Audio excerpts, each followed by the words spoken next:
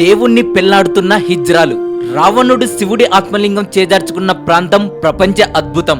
మన దేశంలోని పవిత్ర పుణ్యక్షేత్రాలలో ఒక్క రాత్రిలోని శిలలుగా మారిపోయిన దేవుళ్ళు దేవతలు.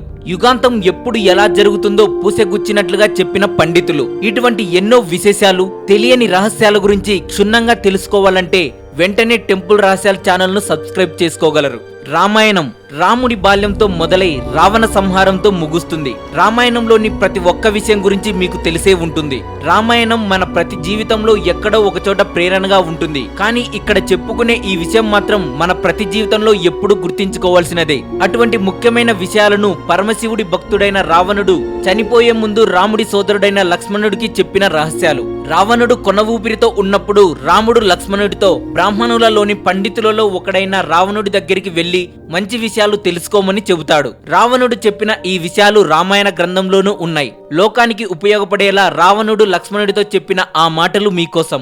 మన రథసారథితో, పాలవాడితో, వంటవాడితో, నీ తమ్ముడితో ఎప్పుడూ స్నేహంగానే మెలగాలి. వాళ్ళతో గాని శత్రుత్వం పెట్టుకుంటే వారు ఎప్పుడైనా ఎటు నుంచైనా మనకు హాని చేయగలరు. ఒకానొక సమయంలో వాళ్ళు మన ప్రాణాలను తీయడానికి కూడా వెనకాడరు. నీతోనే ఉంటూ నిన్ను విమర్శించే వారిపై నువ్వు ఎక్కువ నమ్మకం పెట్టుకో, కానీ నిన్ను పొగిడే వారిని అస్సలు నమ్మకూడదు. ఎప్పుడూ విజయం నిన్నే వరిస్తుంది కదా అని ఎల్లప్పుడూ నువ్వే గెలుస్తావని అనుకోకూడదు. నీ శత్రువు చిన్నవాడు అని తక్కువ అంచనా అస్సలు వేయకూడదు. ఎవరి వెనుక ఎంత బలం ఉందో ఎవరికీ తెలియదు.